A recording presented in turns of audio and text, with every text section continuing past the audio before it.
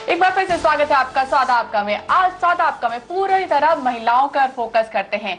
Lady special में हमारे साथ हैं कैनरा HSBC OBC लाइफ में चीफ इन्वेस्टमेंट ऑफिसर ऋतु गांगराड़े अरोड़ा।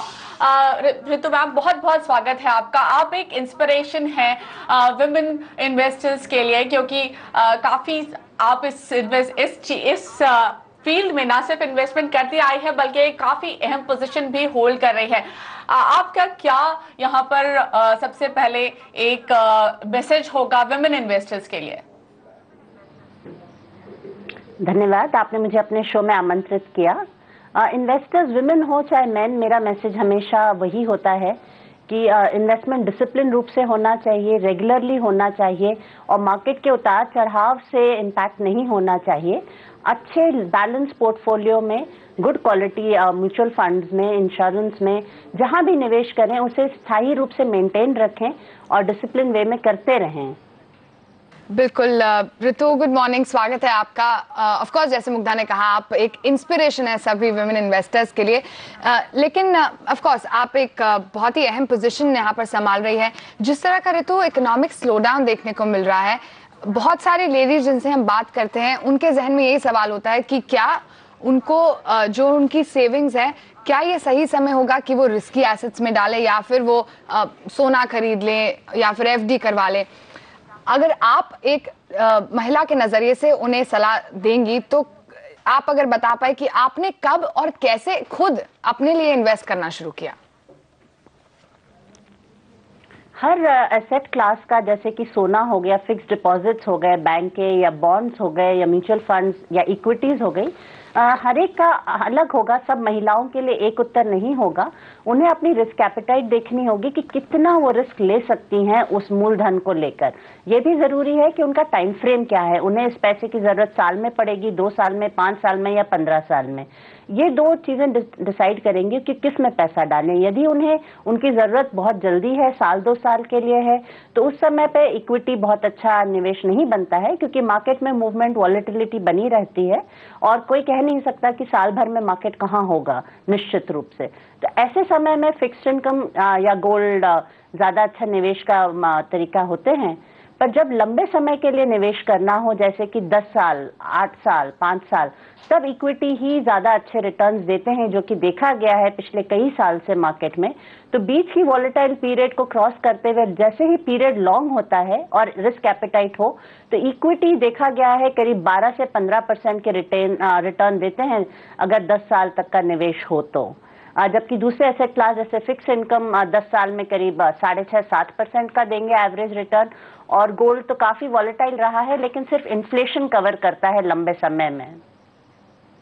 जी, एक सवाल अब आपसे बाजार पर पूछते हैं। काफी सारे जो आंकड़े आ रहे हैं, कंफ्यूजन है कि क्या भारतीय इकोनॉमी वापस पटरी पर आ रही है, क्या वैसे संकेत मिल रहे हैं? आपको क्या लगता है, जिस तरह से अब RBI गवर्नर ने भी कहा है कि Indian economy is out of the woods, क्या आपको भी लगता है इंडियन इकोनॉमी अब बढ़त की ओर आगे बढ़ रही है? मैं बहुत आशावादी हूँ। तो मुझे ये लगता है कि इकोनॉमी ने शुरू करना चाहिए निकलने के लिए, पर मैं नहीं मानती कि अभी आउट ऑफ द वुड्स हुई है। अभी बहुत सारे आर्थिक चिंताएं बनी हुई हैं। इन्फ्लेशन बहुत हाई है, ग्रोथ बहुत लो है, इंटरेस्ट रेट अभी भी हाई है। तो मुझे नहीं लगता, और ग्लोबल इकोनॉमी में भी अभी काफी सारी अनिश्चितताएं बनी हुई हैं। तो मैं ये नहीं कहूंगी आउट ऑफ द वुड्स है, पर मुझे आशा है कि जल्दी ही आउट ऑफ द वुड्स हो जाएगी, यदि रिजर्व बैंक, सभी रेगुलेटर्स और सरकार मिलकर कदम उठाती रहे, ठोस कदम। बिल्कुल, लेकिन इस बीच ऋतु, जिस तरह से एनवायरनमेंट अब आप देखेंगे थोड़ा सा ऑफकोर्स डल होता हुआ, जिस तरह से एक स्कैम के बाद दूसरा निकल कर आ रहा है। ऑफकोर्स अब हमने लेटली देखा कुमार मंगलम बिरला पर भी थोड़ी सी उंगलियां उठती हुई। इस बीच आपको लग रहा है कि इन्वेस्टमेंट एनवायरनमेंट जो है वो बहुत ज्यादा खराब होगा आगे चलकर?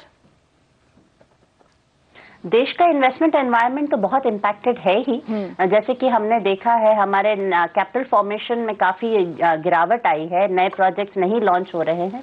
कुछ इंटरेस्ट रेट कारण है और ज्यादा बड़ा कारण है साइक की जो इम्पैक्टेड है इकोनॉमी स्लो डाउन से, जो कि ऑल्सो क्लियरेंसेज ऑफ प्रोजेक्ट के कारण।